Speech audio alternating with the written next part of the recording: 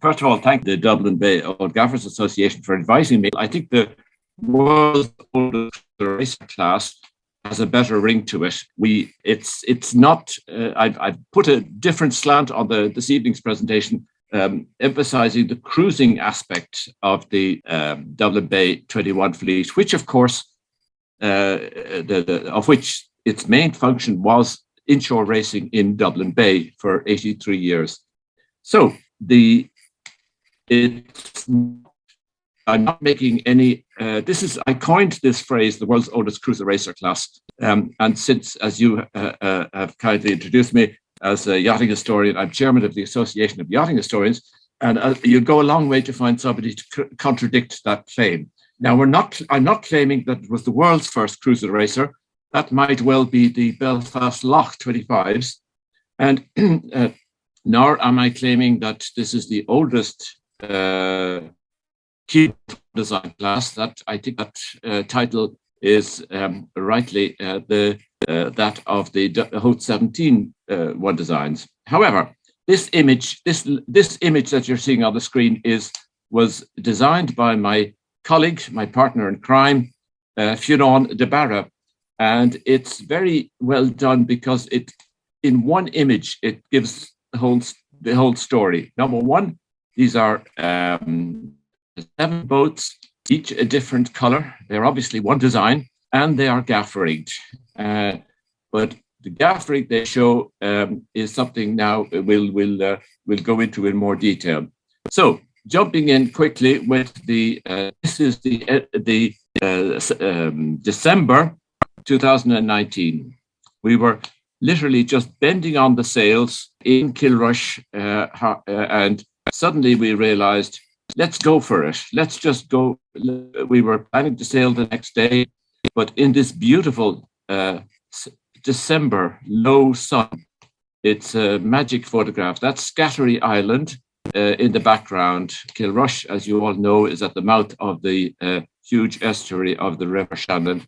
And this is where the boats were restored and rebuilt by Steve Morris and his team.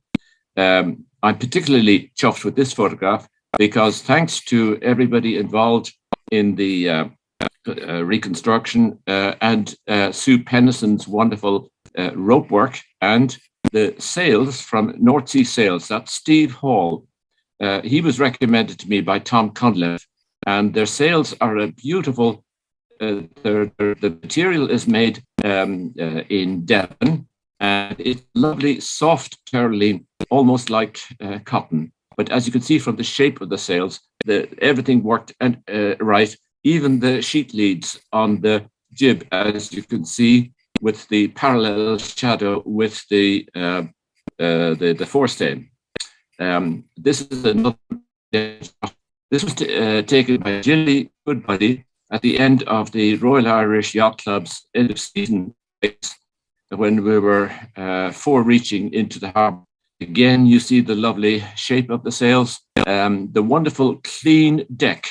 It's been a hobby horse of mine that nothing makes a boat look better than having an uncluttered deck. And that's me sitting down to leeward, and Joe Conway and his son Helming. We had the flag officers of the Royal Irish. We gave the boats over to them for that race, and there she is steaming along with as they said in the old phrase, with a bone in her teeth. Of course, when I say of course, I naturally assumed that we would get onto the front cover of Classic Boat, and so it happened. The only mistake in Nigel Sharp's excellent article was to describe them as day boats. But other than that,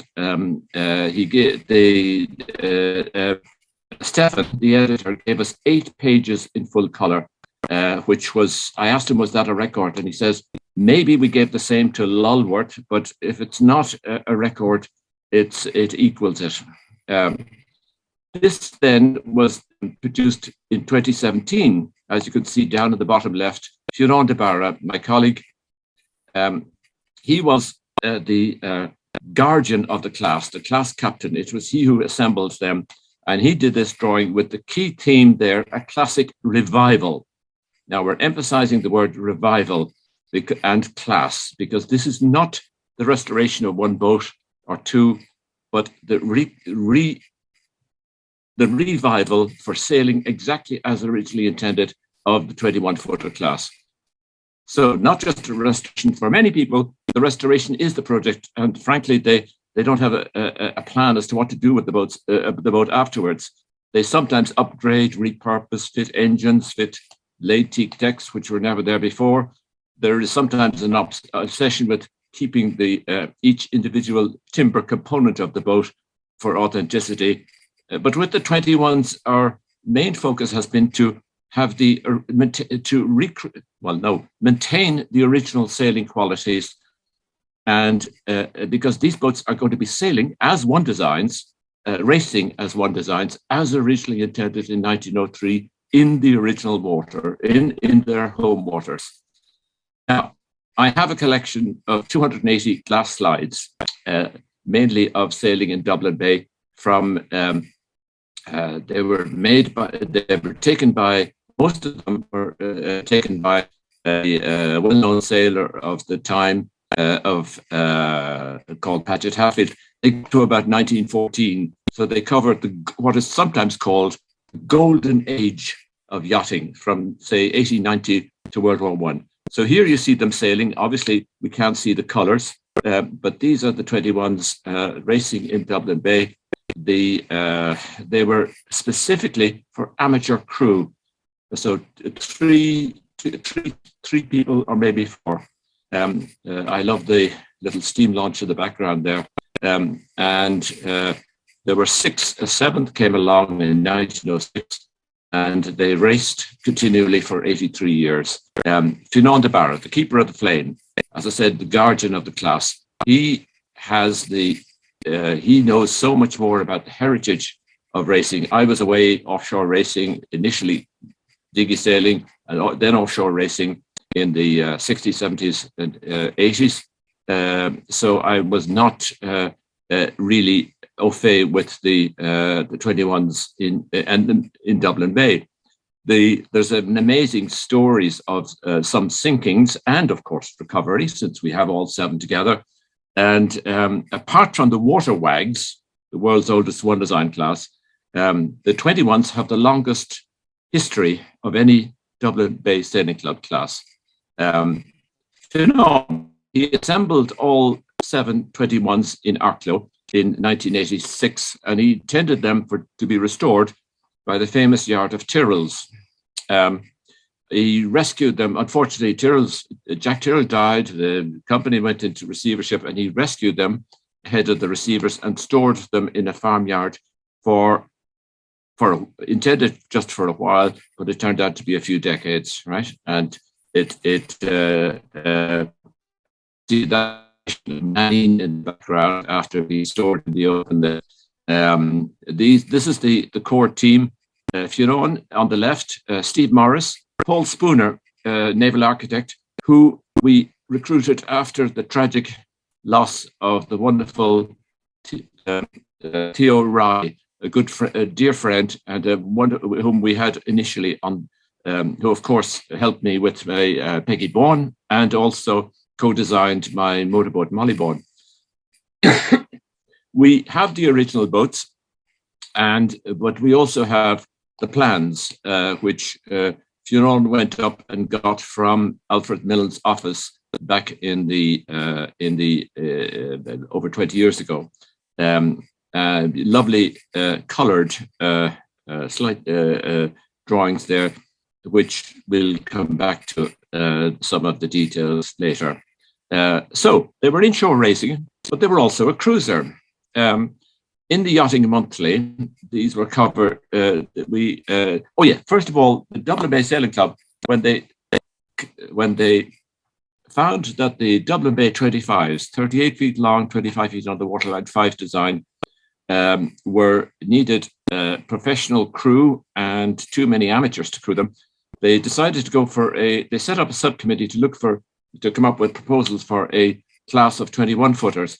Now, the subcommittee reported to a general meeting in October 1902, and they actually suggested, they were told to get a cruising type of boat, and they had 6 prospective owners. But they were talking about a boat only 29 feet long and a ketch, or possibly a yawl. Now, with all due respect to Darrell and his wonderful Maybird, a gaff ketch might be the least weatherly type of boat you could imagine, and really not very suitable for inshore racing. But when the subcommittee reported, they were overruled by the members who were not putting up the money for these boats to go for a Alfred Mylne design. And there was a precedent for this 21-foot Alfred Mylne design. And boy, are we glad that they overruled the subcommittee. Then in the Yachting Monthly in 1910 and in 1917, there were several key articles published which give us an insight about the cruising, the cruises of these of the 21s, and also a general description of how the class came about in the Yachting Monthly of 1917. And then I'll also refer to Dixon Kemp, his 10th edition of 1904, which has I discovered a descriptor of the class, which is very significant. So those 2 articles, they were both published in 1910. One was about a cruise by Garravogue and Estelle in 1909, but which was written up in March 1910. And then there was another one, a similar cruise in 1910. They were written by Herbert Wright, who was a leading Dublin Bay yachtsman. He was a founder member of the Dublin Bay Sailing Club in 1884. And he was very much an expert sailor. So he described how after the Royal Irish Regatta at the end of June, they cruised in July to the Clyde twice. They were reefed most of the time, and one of the boats carried what they called a cut-down main. But they did 420 miles in 9 days, and that included stopping off in Malahide for an afternoon's golf. They also sailed into the tiny harbour of Port Patrick on the Ayrshire coast opposite Donaghadee. And that, I tell you, is a scary thing to do in a boat without an engine. And they after seeing out some rough weather, they sailed out of that tiny 200 square, 200 meters basin. So it's something we would nowadays you would find daunting. They also towed a clinker punt, and in their case it was a little pram. One of them, anyway. There's a photograph of a little pram with 3 of them in it, and this article published in the H&W Wright, Herbert Wright. This one was well known, but I recently discovered another one called A Hard Weather Cruise, which says those who were interested last year in the cruise may like to read about our adventures this year in very different conditions. And in this second article, he goes at pains to tell, apart from the usual amusing cruising log anecdotes, he's at pains to tell or to persuade the yachtsmen of the time that these boats were seaworthy and not just inshore racing boats. This is from the second article, where he describes how we were dead downwind almost from Carrickfergus to Donaghadee with a very strong northerly, with a 1,000-mile fetch, that they were the waves, judging from occasional feet, sometimes breaking grandly but not dangerously. Some water came on board amidships, and once or twice a few drops of the spin to drift. Otherwise, we ran with dry decks without sawing the tiller. He makes a special point that these boats responded very well to the tiller, unlike the conventional cruising boats of the time. Now, this is there we have it. In the middle of that page, you can see total distance sailed in 9 days, 420 miles. And then when they finally came back into Donaghadee at 7 o'clock in the morning, 97 miles from Ardglass, they at once got ashore, and after bath and breakfast, turned up for the shift of the mainsails, and Estelle won the race that afternoon. Now, this would be the idea. This is from C.P. Cunard's book, Small Yachts. Would be what yachtsmen of the time, the cruising fraternity of the time, would think of as a proper cruising boat. That is to say, a gaff cutter, very little, tiny or possibly no cockpit, as you can see here. And this was a boat that you could, if you were at sea in a heavy gale, you could heave to and settle down, not necessarily a boat like this with six times a 6-beam cutter meant that the boat on the waterline was 6 times longer than the beam. Very, very different to modern boats. You can see also there that the grating, which we also have, the grating in the cockpit, no idea of self-draining cockpits. The water went, they thought at the time that the most seaworthy thing to do was, if you did manage to get some sea on board, get it down into the bilge for stability as fast as possible. And then you could have a hot dinner in a blow hove to.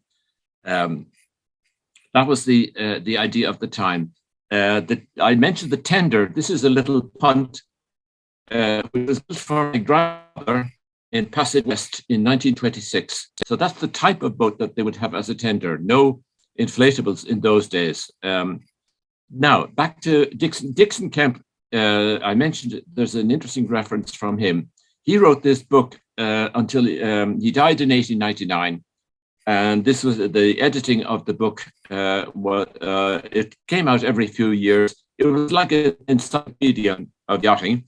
And every year, every edition was substantially rewritten. And here we have a few of my, if you're a nerd like me, you have several of his editions. And the last one, the gray one on the right, went to 2 volumes. But the 10th edition, just next to it, has about 500 pages and loads of drawings of plates, as they call it, fold-out drawings. And here we have, under the Kingston and Belfast yacht chapter, we have the 21-footers.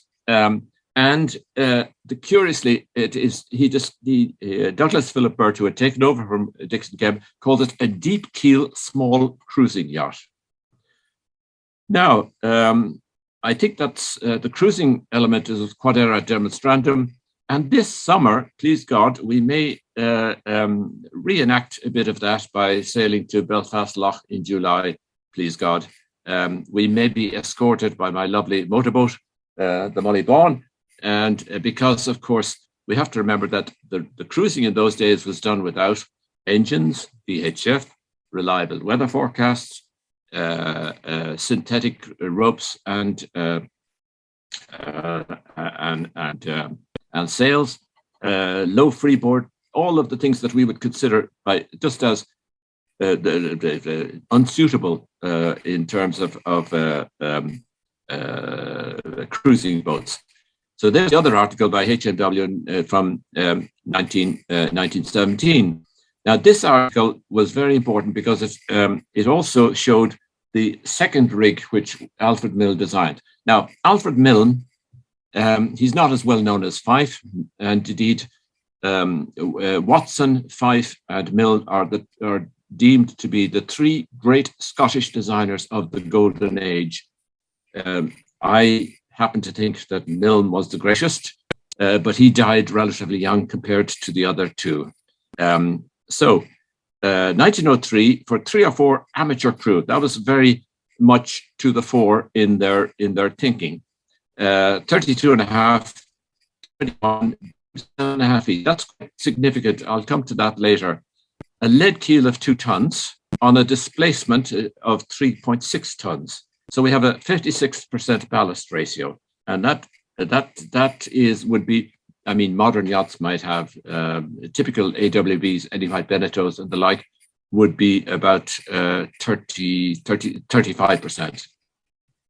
How much of the is original? Now, this is a philosophical point when you, there is a famous philosophical conundrum about the ship of Theseus, which is still argued about. But we have in the world of yacht restoration, we have a little convention.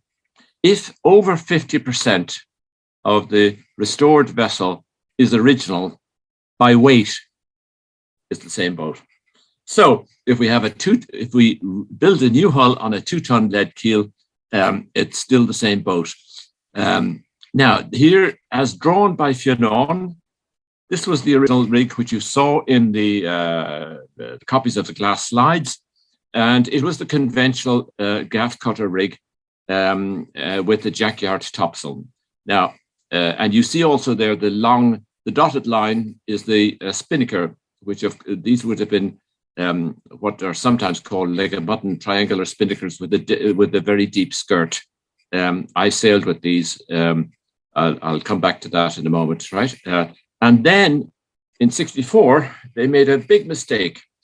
The class, they converted to a modern Bermudan rig, and they even put a bigger doghouse, reduced the size of the cockpit. This drawing, again from as drawn by Fionan, it was a major mistake. One of the consequences of it was perhaps easier. It was, of course, easier to sail with, but if you imagine an arrow, right, and the forestay and the backstay as the bowstring, then the hull is the bow, but it's being bent out of shape, and back one there, right? So that really overstressed the hulls dramatically, so much so that it was said that if you were careful down below not to lean against the side on the leeward side, because when the boat came around, you might be trapped by the planks. Your oilskin might be pinched. This is, of course, the beautiful Peggy Bourne, G.L. Watson, 1894. And here she is sailing in Kiel in 2009. So that was truly an exercise in authenticity. Here she is sailing with cotton sails in Saint-Tropez in 2005, and that was those were wonderful experience, right? Now we sailed her. I've even taken her to America in 2007 by roll on, roll off, I hasten to add.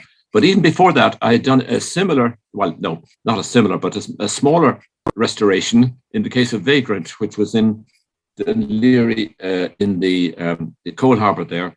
A tiny gaff cutter designed by William Fife, the fourth boat he ever designed. That's Culzean Castle on the Ayrshire coast in the background. And I reenacted her maiden voyage from Scotland to Dublin in 1984. She was just 22 feet long, 5-foot beam. And there she is on a 22-foot hull. We had a 23-foot spinnaker pole. It was made up of 2 parts with a copper sleeve between an old mast of a national 18-foot dinghy from Crosshaven. Now, Fionan has some wonderful stuff from the past, including a catalogue of the builders, the boat builders, Holloway and Sons, from the period, and that contains the photograph of the first 2 yachts, Innisfallen and Maureen, and at the bottom there, the price £200. And there we even have a photograph from 1903 of the first 2 boats being built in Holloway's yard. But here's the complete fleet. There were never more than 7. As you can see, the first 3 built by Holloway's, then Garravogue. Oh, I got that wrong. That was the date there. It's not 1903. It's And then Ula Naneen. Naneen was built by Clancy in Dunleary, and she was the first one to be rebuilt. But that's the complete fleet. That's quite important. The team, as I mentioned before, and all of this started because I was having dinner with Fionan in Glandore, and over in the time-honored condition, we sketched out ideas on a paper napkin, and that was what Fionan did. He showed me the 2018 rig. Now, Fionan came to sail with me on Peggy Bond, so he knows what it's like now to sail with the original rig. But when he showed me the Mylne's rig from 2018, that to me was the moment. I said, now, we could rebuild these or restore them with that rig. And this is the key to it, the key to the revival. He designed this rig. Its date, you couldn't read it down there, but there is actually a date, 1918 on the drawing. And this was single headsail, shorter gaff, shorter boom, and no topsail. Okay, so that's what we went for. And I realized I had this idea that that's the type of boat which modern sailors could, the type of rig the modern sailors could sail easily. And one boat was built to that. It was built to that sail plan. She was called Zanetta. She was never a 21 because she wasn't the same one design rig as the boats sailing in Dunleary, but she was built there. So that's, and I mentioned that Herbert Wright article in 1917, it showed this that same sail plan. So there was a photograph of Zanetta, and Theo Rye, our great friend, he redrew the rig for us like that. Now, there was a precedent. The committee, in going for that, the Mylne's 21-foot design, they knew about one in 1899. There was a class of in the Belfast Lough 21-footer, 20-foot waterline, not 21. They called it, each one of the boats was named after a star. And this was 20-foot waterline with a gaff sloop rig without a topsail. So you can see the rig, the 1918 rig, was actually had a precedent in 1899 with a mast much further forward, a bit like the Cork Harbour 1 designs with that same feature of it was a function of the fashion of the times of the around 1900. Racing yachts had tended to go for a large mainsail and a smaller jib. There's a photograph of the Star class in Belfast Lough, and we amazingly, my friend Mary Cox, who was a fellow waterwag sailor, she has this. Her father owned one of these boats. The class disbanded from Belfast Lough. Some apparently went to Lough Neagh, but here's the photograph of Sean Cochrane's Carina. And Mary, I think, is one of the people there. They were very brave. In this smaller version of our 21s, they cruised frequently to the Isle of Man, and they even went down to Cork annually. A whole family in one of those in that little boat. The second light bulb moment was when we came up with the idea that we would not rebuild the class for individual owners. Now, all the boats had been assembled by Fionan, but he had also managed to get them to agree that the ownership would be vested in the classes association. And so now we're talking about having club boats. Now, this was a fashion way back when I went to Argentina. I found that club boats were a big feature of their sailing scene. But now it's coming back in, and we think this is a format for a sustainable future for the class. That is to say that the boats will be not individually owned, but they'll be collectively owned and sailed. so that they're accessible to a generation which may never be yacht owners in the way that we have been privileged to be. So in that context, we could also specify low maintenance options, essential if you've got club-owned vessels. Now, talking about the one design concept, the one designs were being developed around the turn of the 90s of the 20th century, not just for equal racing, but also to be affordable. Now, this is from an editorial. The worst that can be said about this form of classification, meaning one designs, is probably true that a one design class seldom exists for more than 3 years. Now, tell that to the waterwags in their 140th season. The reason why they thought that at the time was that at a time when yacht design was progressing quickly, a one design class could be very quickly old-fashioned and therefore out of fashion, but also because the boats were not actually built to last very long. They weren't expected. For example, they had the connections between the frames and the keel they're called the floors. These were made of wrought iron. And it's very well known that wrought iron rusts in salt water. So they didn't build them to last a long time. Here's the line Spooner redrew them. A lovely wholesome shape without, if I may say, the very deep pot-bellied heavy displacement in the middle, which is a feature of so many of the meter class boats, 6 meters, 8 meters, 12 meters. That's a feature, by the way, of one designs, is that you can cast aside and dispense with the parameters that the measurement rules dictate, which usually leads to distortions. There's the launch of my beautiful, you see how similar she is, 1894 to 1902, no great difference in that. This was, the Peggy was also designed by Watson for match racing. So not intended to be fitting into a particular measurement rule, although she did sail the first season with a cut down rig in order to be a 2.5 rater. Here's another launch scene, but this one is very special. This is Kelly's at Port Rush of Garravogue, and this is marvelous because there's so much social history here. Look at the ladies with their wonderful floral hats. This is the owner, and we've identified this man as the builder, John Kelly, and I think this is probably the foreman with his wife and the board's children in the background, and obviously the workmen there.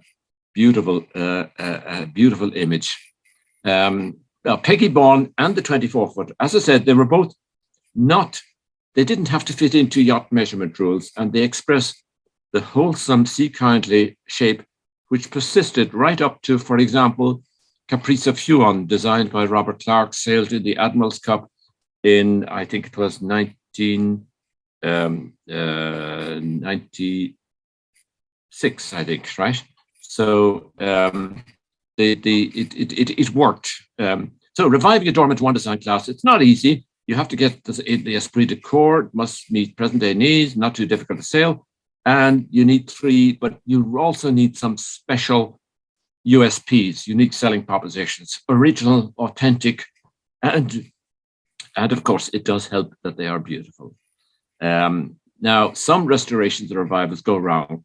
They dilute the one design principle. So if it's a West Solent one design or Cork Harbour one design or similar, if individual owners do things differently, then you can get into, you don't have a one design class.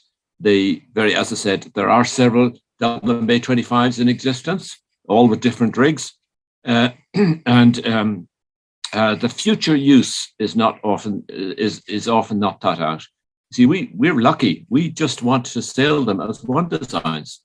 So we're not trying to make them something which they were not originally. So we got all 7 together. They're all owned by the Class Association, and that means they'll be available for. We don't like to use the word CHAR.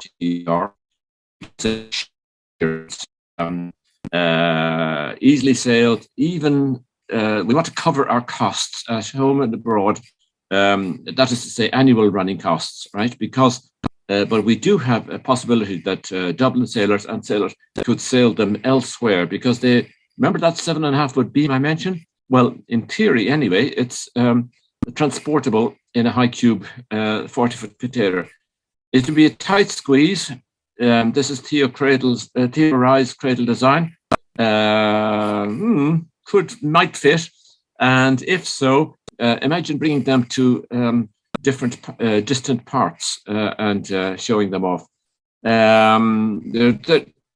Obviously, we talked now about the actual boats and their rebuilding. We're rebuilding them in wood from using laminating techniques. In fact, I am emphasizing the word wood. There's virtually no metal fastenings, the odd screw, but they're all glued. It's all glued construction. We faithfully maintained the weight, the displacement, as I will show you.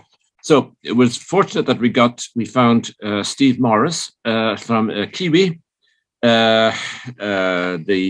Even going back to the 1890s, already New Zealand had a tradition which they built upon of laminated diagonal planking of boats with the Logan brothers. So Steve was, of course, experienced with strip planking and that, and we first came across him with the island boat with Gary McMahon's Island Boat Building School in Limerick, and the City One design, a dinghy, which the only boat which Theo actually designed entirely. The drawings are there, but we have the original boats, as I said. Paul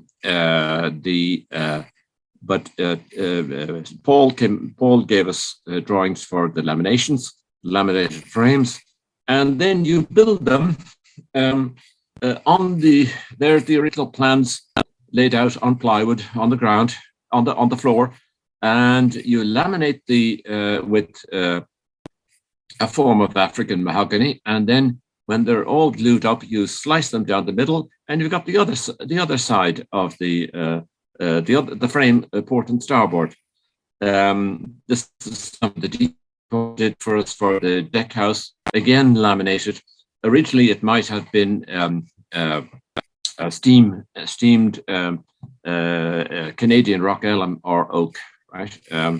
But I love this drawing. Isn't that beautiful? So instead of there's the frames. You can see the multiple layers of the laminates, and instead of a wrought iron, obviously, floor, that piece there connecting the two is called the floor, right? It's like a lovely sculpture.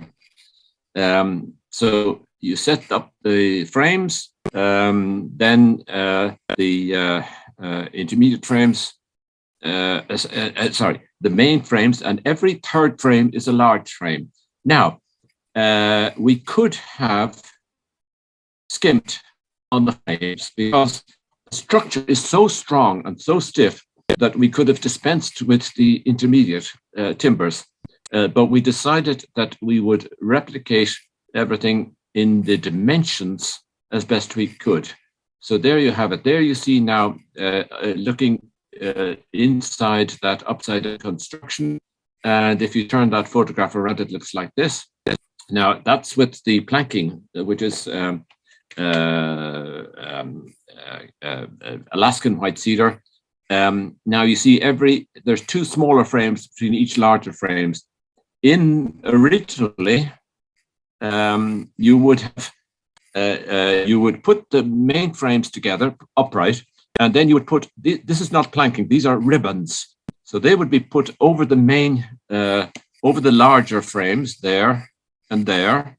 And then these would be steamed oak or elm pushed down into the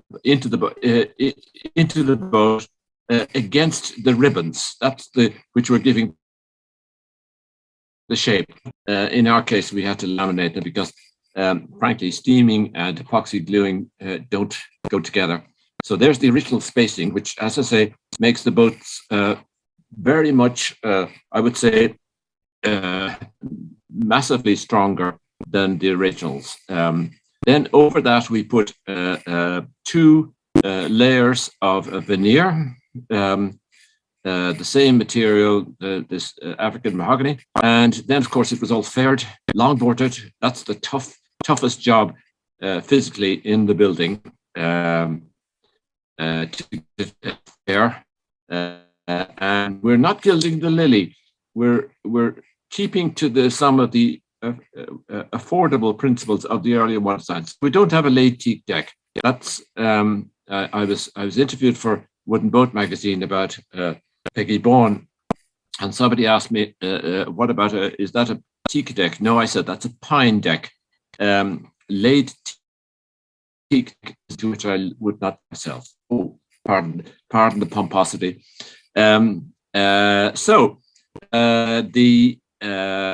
We've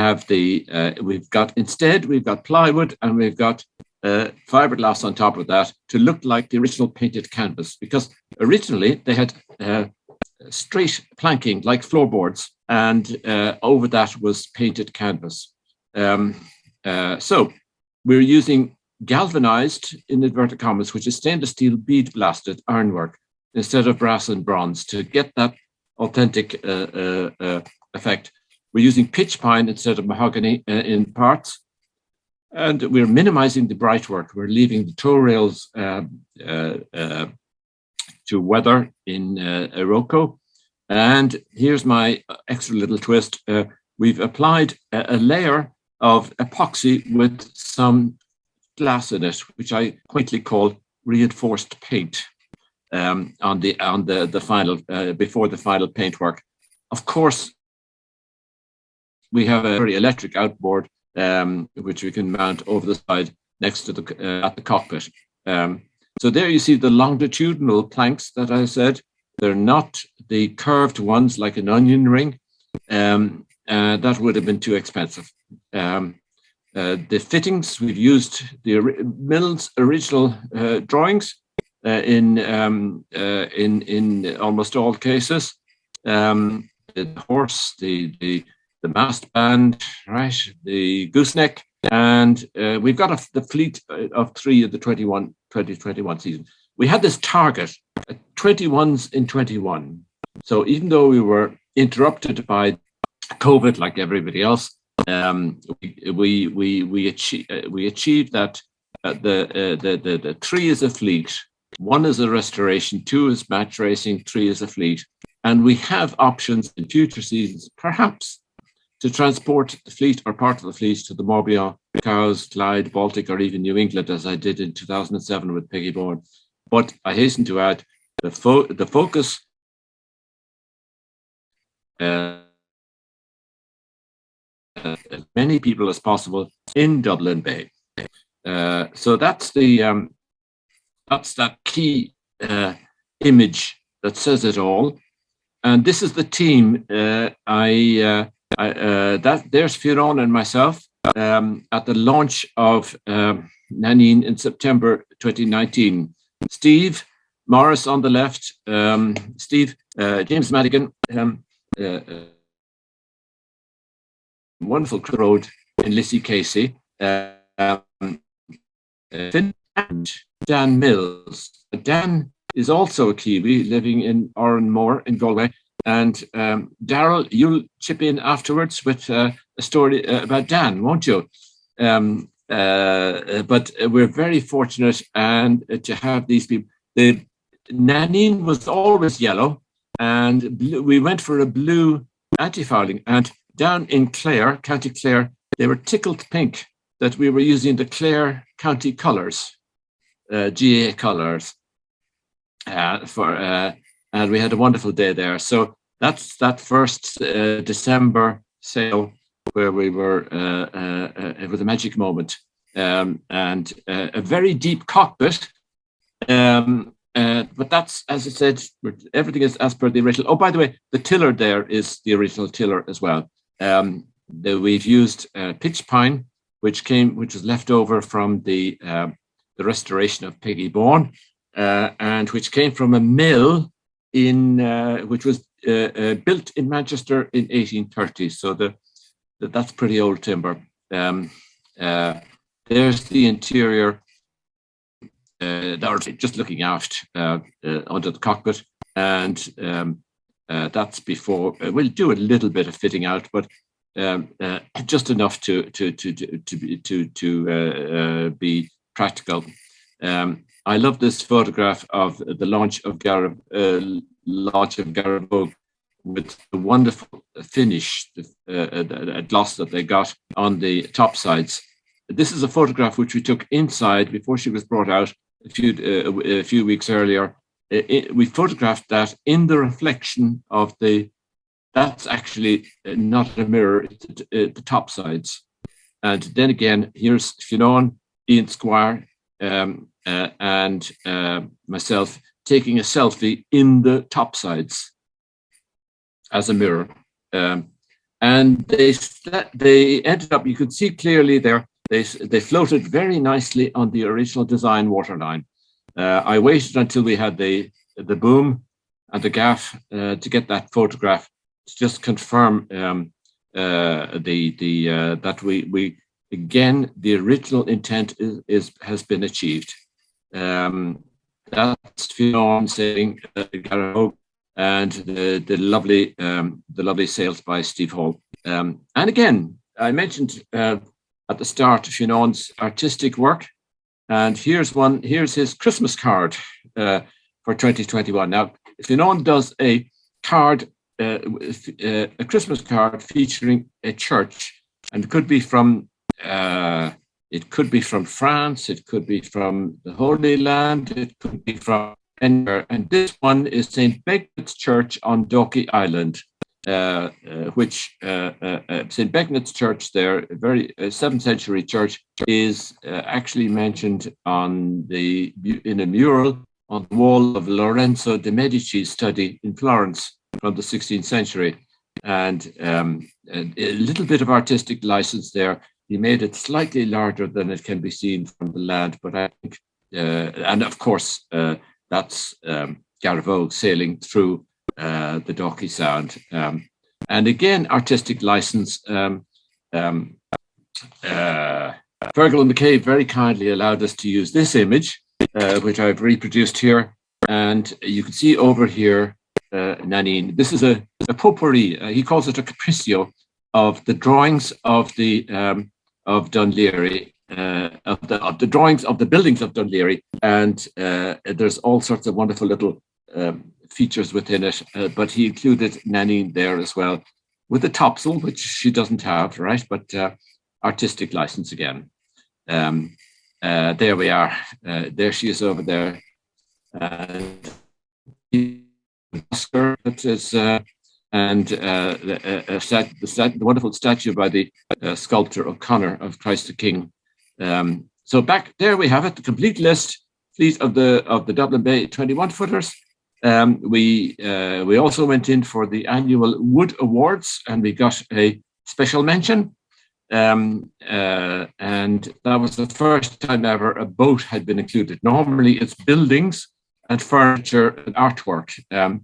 Fionan and I have been nominated for Sailors of the Month. Now, to be honest, that's in a float.ie. I think the voting may have ended, but we have also been nominated. Well, we knew it was coming because Stephen the classic boat wanted to put us in last year. And I said, wait until we have 3 boats. That will make all the difference. So it may be very pretentious to quote from one's reviews, but he described it as the revival of the Dublin Bay 21s. As a concept, its audacity is perhaps unparalleled.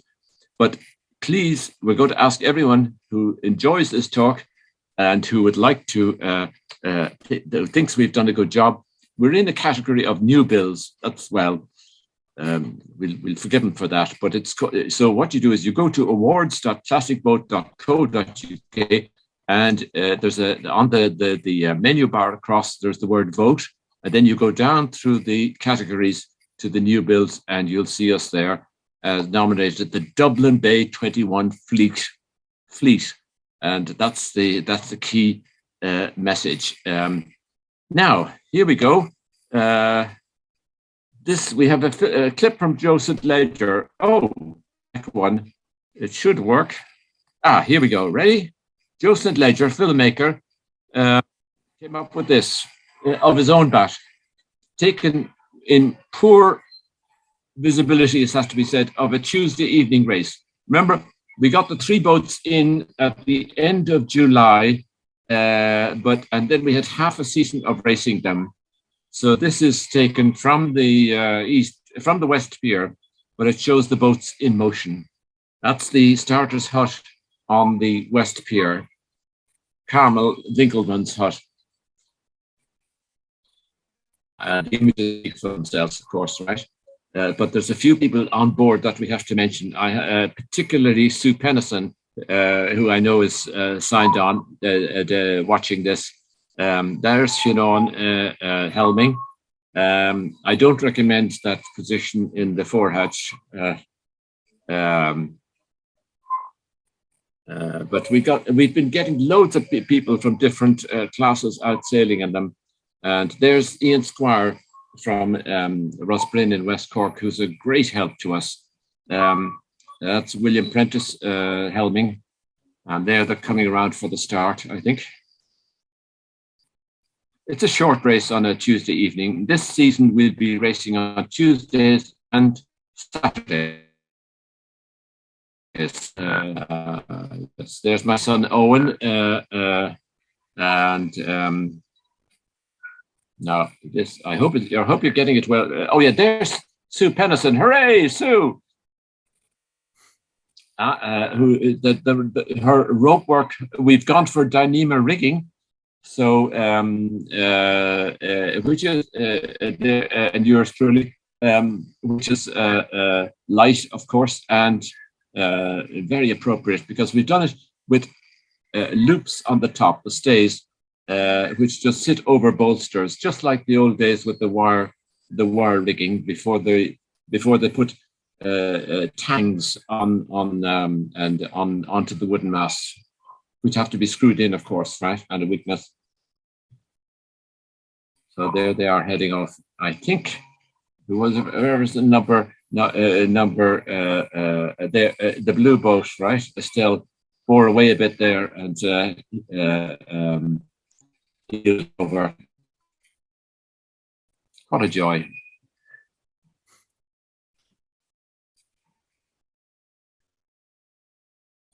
Daily life in the background. Jib needs to be got in a bit. So,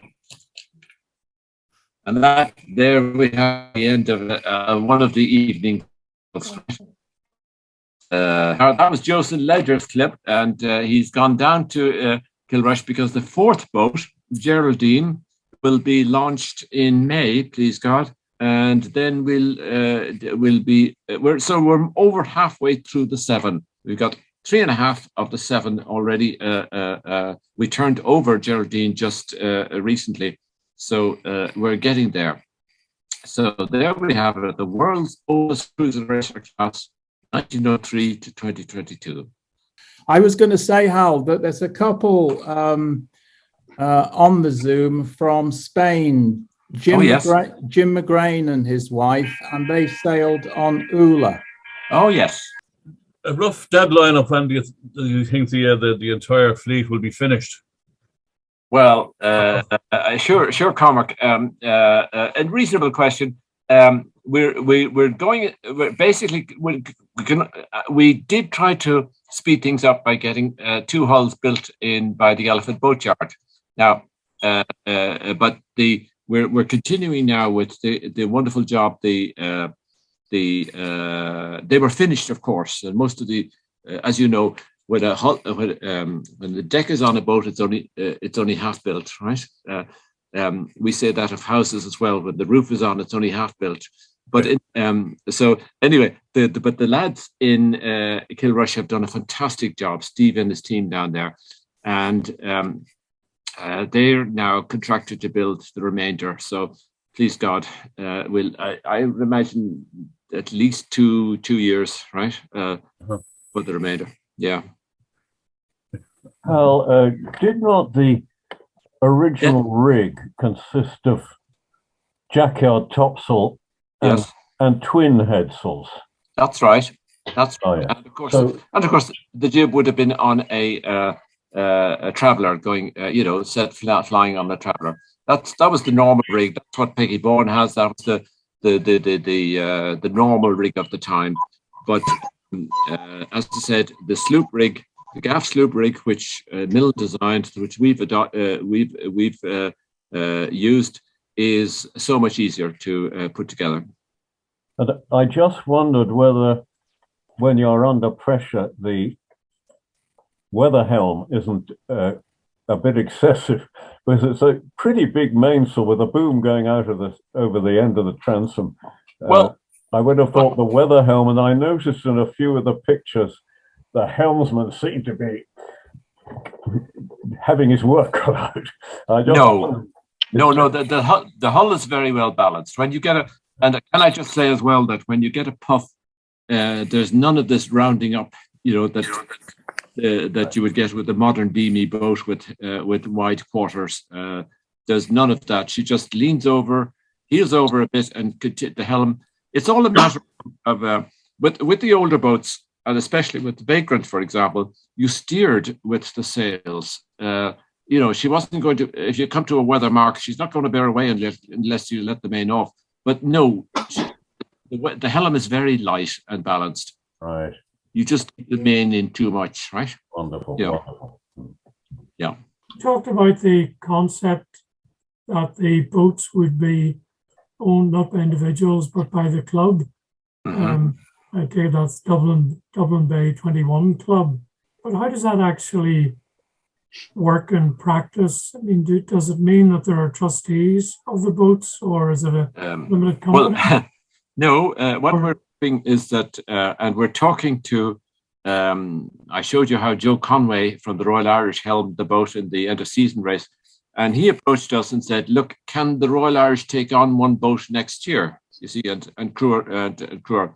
And our ambition is simply that the boats, yes, they're owned by the association, and that we cover with the club, the people who come sailing, contribute so that to the annual running costs. Obviously, you've got insurance, moorings, boat entry fee, painting, anti-fouling, all the usual stuff, right? But that we can't say for sure. If you ask me now, how does that work out in detail? Ask me in a few years' time.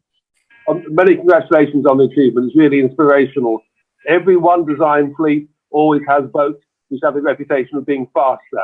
Have you worked out which is fastest yet? You're quite right. The boats, the one design, they should be equal in speed. Now, that's the whole idea. But we have control over the how they're, not just how they're built, because, and may I say in passing that the lead keels that we took off the old boats were within 5%, even though they were cast by different builders. They were within 5% of the 2-ton specified weight. But now we're going the same. All the sails are being built, as they say nowadays, are being made by Steve Hall. So, and we're doing our darndest to ensure that the way the boats are rigged, I don't like to use the word identical, but that they're uniform and consistent, so that whichever boat you step on board, it should be the same, exactly the same. The ropes should be in the same place and the same weight and everything else, so that as far as possible the boats will be equal in speed. But keep in mind always that one designs don't have to be fast. They only have to be equal speed. I thought you wouldn't say. You never will. If there is a difference, it's going to be very important never to admit to it. Oh, yes, true. And then Hal, from Paul Rowe, he's put up a chat, which is a very good question, which was in my mind. If you want to go on for a sail on a Dublin 21, how do you go about arranging that, and how much does it cost? A very good question to which I do not yet have a detailed answer. Contact myself and Fionan at first, but we will set up. We'll be setting up systems, and it may be that for the first three boats, it may be through the individual clubs, the Royal Irish, the National, and the George, right? But we're also talking to Kenny Rumball of the Irish National Sailing School. Please come and sail with us. I think we may have managed to get as many as 80 people out in the first half that we had from different sailors, and you don't have to be an expert sailor. The cockpit is nice and deep. There's yes, you have to duck for the boom, but and there's usually somebody to handle the sheets without. We have no winches, of course, right? And but all of you sailors know that all you have to do to get the jib in tight is to luff up a little bit and take up the slack. I was really pleased to see Theo Rye mentioned in your presentation. Up until what stage in the project was Theo involved before he very tragically passed away? For everybody's benefit, Theo was a wonderful friend and naval architect. And he died of a brain tumor, aged, I think, only 53. We had already taken the decision to go for the frames and the way I described and the sail plan before we lost Theo from our company. Hal, John here from Holland. Good evening. Thank you for a lovely.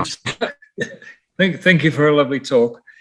Hey, question. I was thinking, when you've got your fleet complete, you really could almost do the same as what they do in Bermuda with the Gold Cup and the IODs, and basically make it an invitational and ask sailors to come and race in Dublin Bay. On one side, you can say, let's ship, all the boats over to the Mediterranean or the, French Atlantic coast or wherever. Why not leave the boats where they are and invite sailors to come and race in Dublin Bay from all over the world in these boats? And I think that'd be big fun.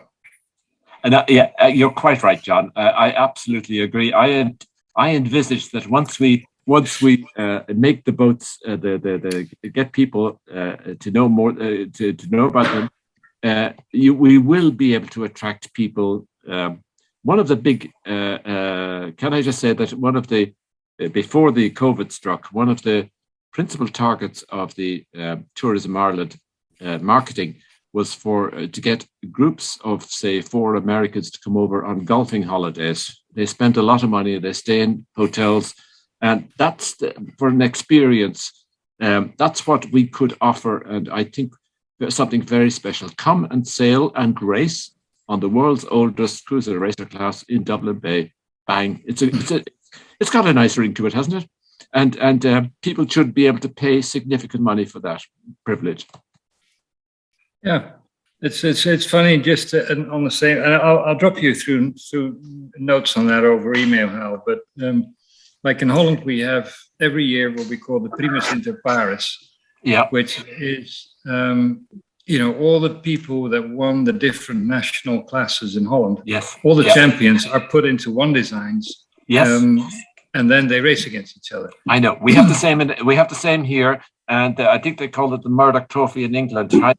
Yeah, something like that, right? Yeah. Well, I mean, you could think of whatever. Just think of where you can get a group, make a pool system, and invite the European champions over to come and race in Dublin Bay and have a great time. Yeah, lovely idea. Lovely idea. Yeah. The Dublin Gold Cup. Very good. Well done. I might just say what I was going to say initially, that Hal is the latest member of the Dublin Bay All Association. Thankfully, He's undoubtedly known to a great many of you, if not personally, then by repute, and even better tonight. So the list of his attainments in the world of yachting and maritime history and boat restoration is legendary. And it's too extensive to go into in detail, but I'll just tell you some details about that. Hal's a very experienced gaff rig sailor. He magnificently restored and sailed several traditional gaff rig boats, including Vagrant that he mentioned, built in 1884, and the beautiful Peggy Bawn, built in Carrickfergus in 1894, both of which had been lying neglected in Dunleary Harbour and were restored to great working order by Hal. And he also built replicas of the Colleen class of 22-foot centreboard sailors that were designed by James Doyle in Dunleary in 1896. Hal also rescued and conserved the iron hull of the yacht Nita, built in 1868 in the yard in Dublin Port that became the Liffey Dockyard, Bewley and Webb, and hopefully that's going to be exhibited in the future in the new Heritage Centre in Dublin Port. Hal is a publisher and an author, and his latest book is entitled Dublin Bay, The Cradle of Yacht Racing, which is an extremely interesting book which tells you the whole story of the formation of the rules of racing. You can get your hands on it. That's it there. I'm sure Hal get copies for sale. Hal is a former president of the Maritime Institute of Ireland and the curator of the Maritime Museum, and he's an active sailor in the traditional class of water wags in Dunleary. He's presently working on a superb wooden yacht that was built in his father's boatyard in Dunleary in 1954. So the list goes on. And his most ambitious and praiseworthy project is what you've seen tonight in collaboration with Fionan de Barra, the magnificent restoration of the Dublin Bay 21. So on behalf of everybody here tonight, I'd like to formally propose a vote of thanks to Hal. Thank you very much. Hal's Nigel Murray here. As a former owner of the Naneen, thank you very much for restoring it or rebuilding it. Naneen means a small nan. Mm-hmm. And I wonder if you know anything about a yacht called the Nan. Was it a Dublin Bay yacht or anything like that? Yeah, I can chip in here. As far as I know, the Nan was not the Nan, but Nan was a Dublin Bay 25. Right. Then, when he got a smaller version of it, he called her Naneen, which, of course, as most of us know, Een is the Gaelic feminine diminutive, like et in French and tu in Dutch. So that's how the name. That's how she got the name Naneen. Yeah. I don't know. The guy, the first, sorry, I beg your pardon, now. Yeah, sorry. Now just showing you the mug I have here. It's got the Nan 1890, but I think that's the wrong date. Yes, the Dublin Bay 25s were the same as the Belfast Lough 25s, the Fife design, with the difference that they had lead keels instead of iron keels. 1890, that doesn't sound right. The 18, it might not be a 25 because the 25s started, I think, in 1895 or 1896. At one stage in Belfast Lough, they had 6 different keelboat 1 designs, and they named them number 1, number 2, number 3, etc. But yes, Colonel Crosby, who was the owner of the that was Garravogue. Sorry, I'm getting confused between the first owners, right? But that's yeah. And just in passing, thank you, Cormac, for all those kind words. It's an amazing thing that I've used this presentation as an opportunity just to mention the Vagrant and Peggy Bawn, and I've been extraordinarily privileged over the years, right, to be able to restore these boats. And I mentioned the 3 great Scottish designers. So I've been fortunate to be able to restore a very early Fife, the 4th Fife ever built, Watson, Watson's Peggybone, and now to help restore the mill design. So 1, 2, 3, the three great Scottish designers. So that's I'm particularly chuffed to have been able to do that. Thank you very much for a very informative talk, and it's great to see the 21s coming back. Thank you. Yeah, Thank you. It's a great pleasure. As I said, we delayed the publicity until we could have the three of them sailing in the bay. That really expresses the class revival. Hal, just a practical question from Ed here. Do you do it on swinging moorings, pontoons, or do you dry sail them? Oh gosh, no, moorings. The National Yacht Club were very kind to us. They gave us 3 swinging just off the East Pier, and that's another bit of the authentic experience. You know, sailing on and off a mooring and without an engine. So not without its difficulty when you're on a lee shore there, right, with the pier just behind you. But it's a skill that is lost to many to be able to round up under sail and pick up a mooring, emphasize under sail with no engine. And the outboards, we have used them on one occasion when we went over to Howth, and they get you by on a flat water down in Kilrush behind the locked gate. The lock gate, we think we got about 3.5, 4 knots with the outboard motor on flat water, but we'd only use those to get in and out of a marina if we were sailing out of a marina.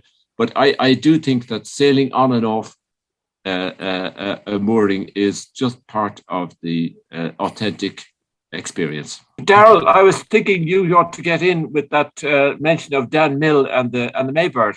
Oh yes. I was giving you a prompt for that. Yeah, you were. I should just share with everybody that Dan Mill, whom Hal mentioned as one of the boat builders in Kilrush, is a Kiwi. And my boat Maybird was part owned by Dan's father. And when Dan was 4 years old, he sailed with his brothers and sisters and his mother and father and another Kiwi family from Southampton back to New Zealand. And it took them 2 years to do it. And I was just saying to Hal this afternoon that it's a very, very small world, this wooden boat world that we're all enthusiastically involved in. I actually saw a Fife design in Slovenia, that Mariska. Mm-hmm. She was in Podros in marina there, looking very, very beautiful, all right, in the morning sunlight. But I got out of there fairly fast. I wasn't on board, unfortunately, but she's really, really stunning boat. Yeah. What length is she? Probably the same as Lulworth, I think. Because I thought it was Lulworth when I saw her first from a distance. Gosh, so I went over for a closer inspection. And I'm not sure. Hal would probably tell you that. I mean, is she about 15 meter or so? Or yeah, I've heard the name, but I can't quite visualize her. I think she was the second one of those designs, but I don't know. I'd have to read up a bit more on her. What was the name again, Cian? Mariska. Dan Mills built Nemo for John Killeen over in Galway back maybe 20 odd years ago. So it was Dan who did that, as far as I know. Gosh, yeah. We're very. Can I just say, Daryl, that we're exceptionally blessed with boat builders who also are good sailors. Yes. It doesn't always follow, you know. But Dan, of course, even more recently has been sailing with Yannick, the sailmaker, on a mini transat and that. And Steve is a very competent sailor as well, and organizes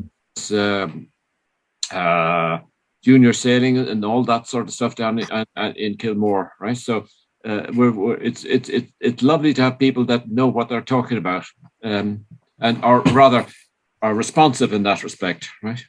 Yeah, no, it is. I know Dan did the Dunleary to Dingle with Yannick. Yeah, he's a very good sailor. Yeah, heavy stuff, right? Yeah. I have to come back to the point I made earlier. Hardy lads, those guys who sailed to the Clyde and back in those little boats, right? You know, that was the hardy is the word, right? And and the Corcoran family sailing in that other one down to Glengarriff and back, the whole family. Yeah. Well, Hal, do you think you'd risk a cruise in them in the Dublin Bay? Oh, we're going. That's what I did. Oh, yes, I'd like to do a cruise to. Fionan and I would love, just for old time's sake, to do a cruise to Belfast Lough. You know, now pick your weather, get your forecast right. Yeah. And there's no reason why not. Okay. And take your time, of course. Sorry, Hal, I just noticed Jimmy Tyrrell on there. I just wanted to say hello to him. Yes. He's still there. And good evening to you. Ah, Jimmy. How are you? Jimmy. I was the quiet man here in the corner. Yeah. It was Nolene that spotted you. Yeah, well done. Yeah. Brilliant. Well done, Hal. Well Thank done you, to Jimmy. everybody. If there's a man who could to say things are impossible, I think your talk tonight would prove that you are the exponent of making it possible, yourself and your team, and very, very well done. Not many people thought so many years ago that there would be a day like today, and to see to me it was a privilege to be down at the end of the South Pier when you were heading for Kingstown. Apparently, I understand it's called Dunleary now. Yeah, or as my old friend Jim he used to call it King's Leary. But yes, I didn't mention that. But Jimmy, you're right. It was a horrible day in the end. The tow from there was this tiny little depression emerged out of nothing in the Celtic Sea called Evert, right? Yeah. And it gave us a northerly wind against tide. It was a miserable time. But when we got into Killiney Bay, the wind dropped, and then for everybody else, this was the return of the 21s, the homecoming, a 20 wonderful homecoming on the 30th of July. And because Fionan had assembled them in Arklow, intending them to be rebuilt by Tyrrells, of course, we thought it appropriate that the homecoming of the fleet to Dublin Bay would be from Arklow, 35 miles up to Dublin. So, but when the wind dropped, the horrible wind against sea that we were towing against in Killiney Bay, we set the sails and we sailed through Dalkey Sound. It was lovely. I think there could be a few shipwrights above who was looking after you. Yes. The people, we had friends up high. Yeah, absolutely. That's right. And of course, I remember, Jimmy, your father in his 80s hopping around with that tiny narrow deck of Vagrant when we were fitting, in 1983. Amazing. Yeah. Amazing. There was a pet name in the shipyard for her. She was called the plank on her end. That's right. Well, that was a general term in the old days. Plank on edge. That's what the boats looked like. And and she had another nickname in the coal harbour. She was known as the Wedge. Okay, I hadn't heard that one. Yeah. The Wedge. But well done again. Thank you. I must weigh anchor. Well, thank you very much, Hal, again. Everybody here from Connecticut, Holland, Spain, Ireland, England must have really enjoyed that talk. It was absolutely fantastic. And of course, it's what the old Gaffers Association, the association you're now a member of, is a part of. So thank you very much. Thanks for all attending.